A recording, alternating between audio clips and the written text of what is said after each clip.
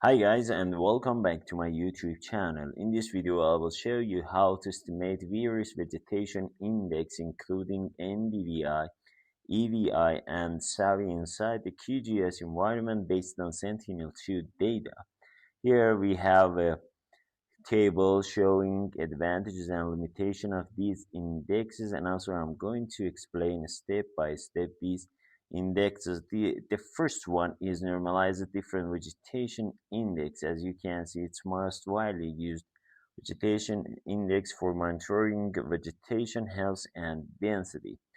Inside the QGIS environment, I will use Sentinel-2 data, and also you can see its equation. It's based on a difference between near infrared and also red bands of Sentinel-2 data.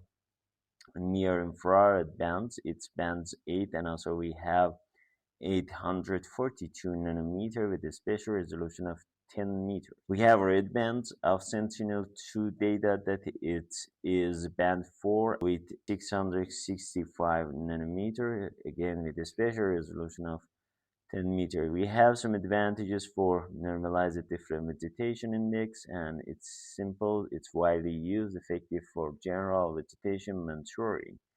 The problem with this index is that it's sensitive to soil background and atmospheric effects. When it's come to classification of this index, I mean the result, you can see it's a typical values of this index. Values smaller than 0, it's including water, snow and clouds. Values between 0.2, it's including basalts, rocks. Values between 0.2, 0.5, it's demonstrating sparse vegetation. And finally, we have values more than 0.5, that it's highlighting a dense, well, healthy vegetation. Okay, the second index is EVI. As you can see from here, Enhanced Vegetation Index. EVI improves vegetation monitoring in areas with dense canopy by reducing atmospheric effects and minimizing soil background influence. As you can see, it's completing the limitation of the previous one. As you can see, we have some advantages. It's reducing atmospheric and soil effects that it was available in NDVI index, also perform well in dense vegetation. But we have some limitation. As you can see here, it's requiring the blue band and it's slightly more sensitive to sensor noise. Let's assess this index. The formula for this index, and we have near infrared bands and also red bands that they are including bands 8 and 4 of Sentinel-2 data. Here we have an addition band and it's related to the blue one. It's bands 2 of Sentinel-2 data. We have various constant values that you can see here from JL, C1, C2. And also here we can see near infrared bands 8, red bands 4, and bands 2. I'm gonna replace all these elements inside the index in order to reach the result based on Sentinel-2 data inside the QGIS environment. Okay, let's go to the final index in this tutorial, and it's related to Soil-Adjusted Vegetation Index, or SAVI. SAVI was developed to reduce the influence of exposed soil in areas with sparse vegetation. Compared to the previous one, that they are good for normal and also dense vegetation, vegetated area. This one is good for sparse vegetation, and as you can see here, we have its formula, the relationship between near infrared and red bands, and so we have some constant values that it's highlighting all commonly used. We have Sentinel-2 data information that I'm going to replace again inside the QGIS environment. We have further details regarding the Sentinel-2 data and its bands. Bands 2, blue one, the wavelength is 490 nanometer.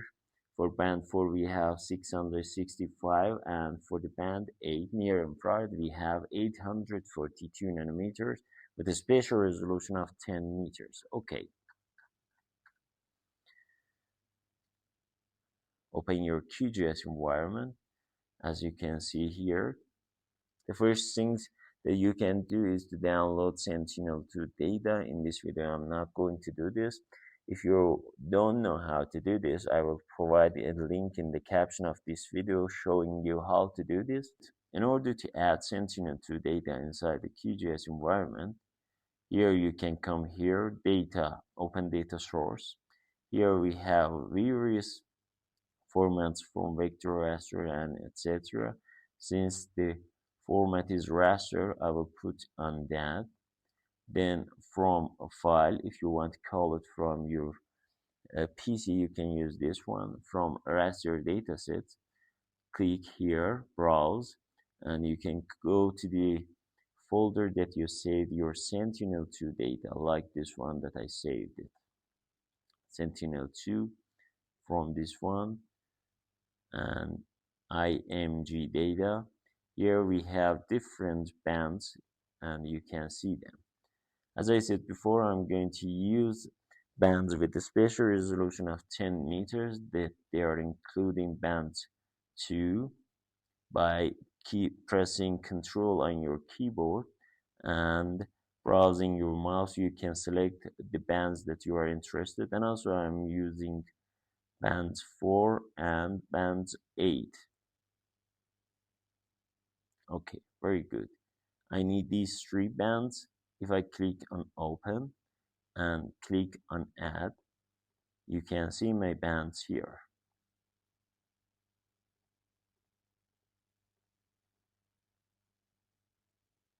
Okay, right now, since the study area that I'm working on it's big, I'm going to focus on a small area that I have sparse vegetation and also dense vegetation.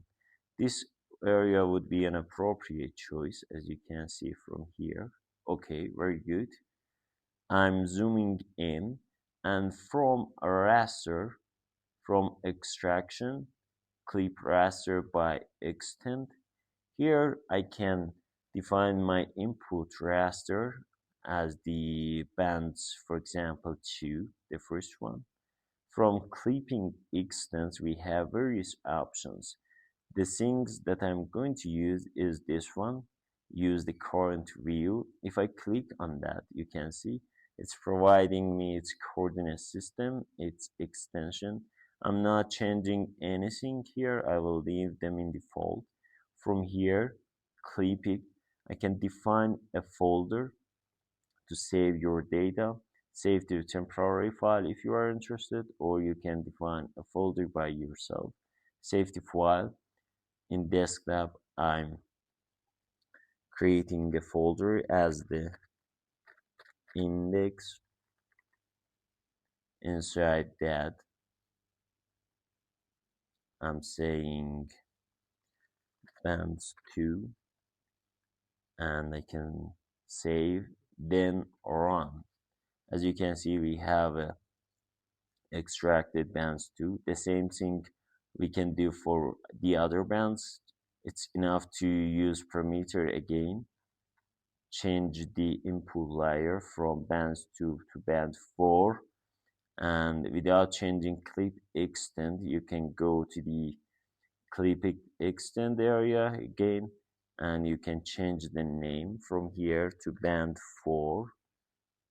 Save, again run. It's down. The same thing for band 8 from parameters.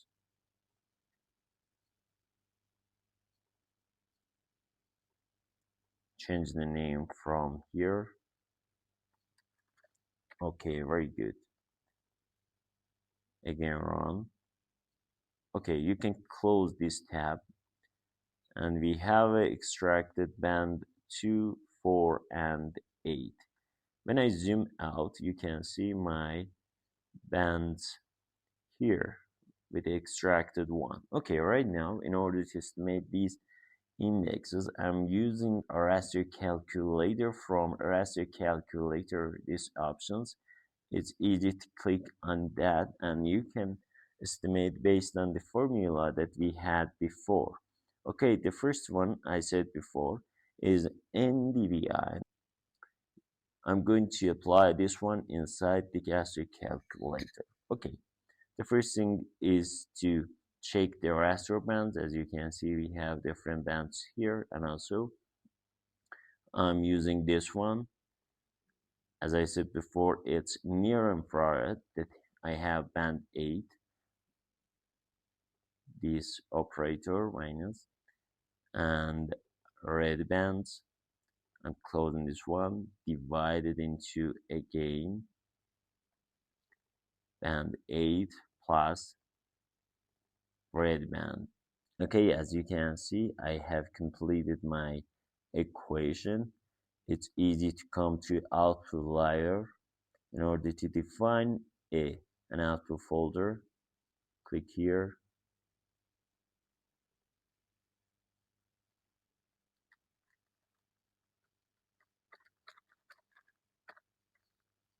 I'm creating a folder as a result. Again, I give it a name as the NDVI. Here you can define your output format, geotip. If you're interested, you can change the spatial extent. I'm not gonna change it. So we have the resolution. I'm leaving all of them in default, and I'll say output CRC. Click on OK. Okay, very good. As you can see, we have the estimated NDVI for Sentinel-2 data. From here, double click, and you can change the symbology if you are interested. Here we have a render file. We have different ones. If you can see, we have different classes. You can use the equal interval that we have different videos inside the channel showing how to use this one.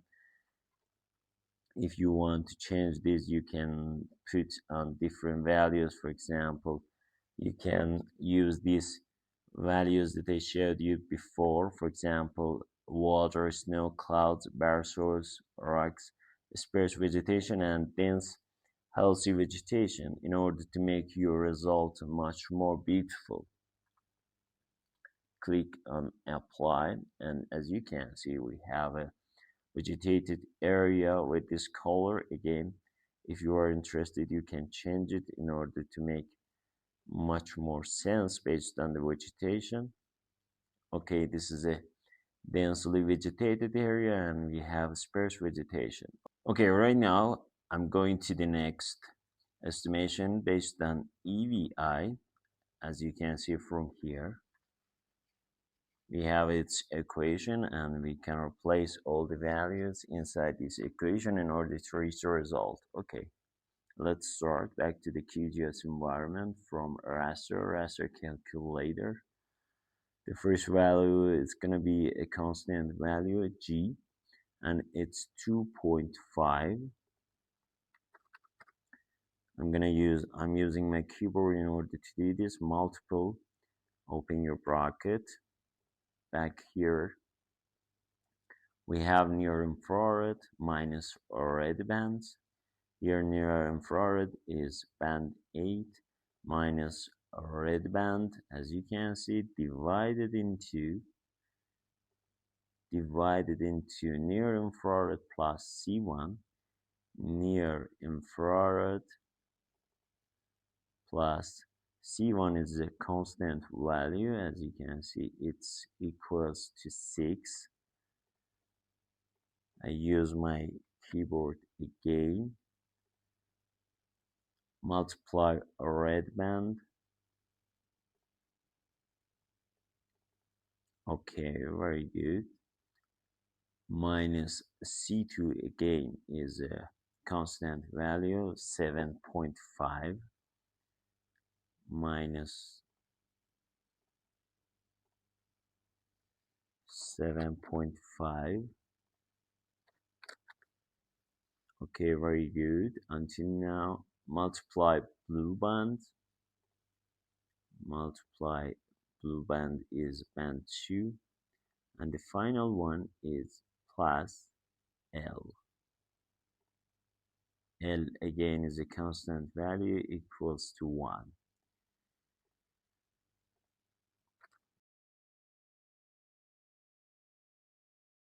From the output layer, I can define its name.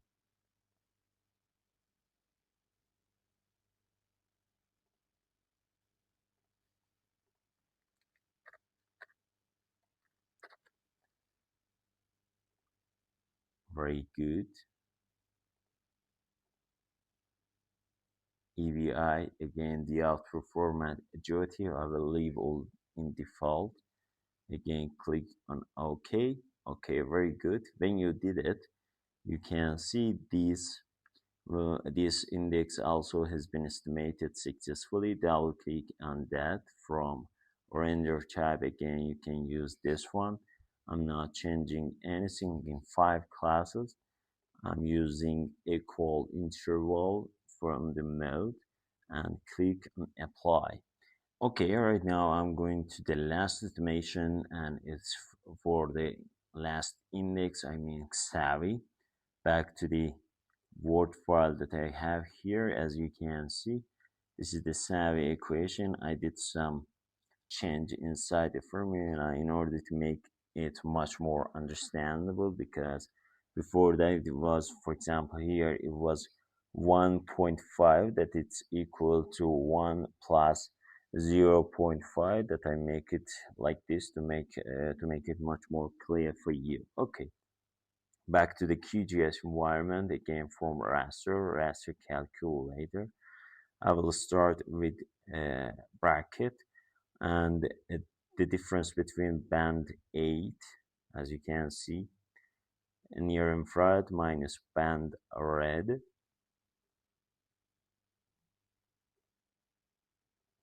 Okay, very good. Right now I can close. Divide it into, again, near infrared plus red band, near infrared plus red band plus constant value that it's L, and it's equals to 0.5. Okay, very good. And multiply 1 plus 0.5. Multiply again 1, 0.5.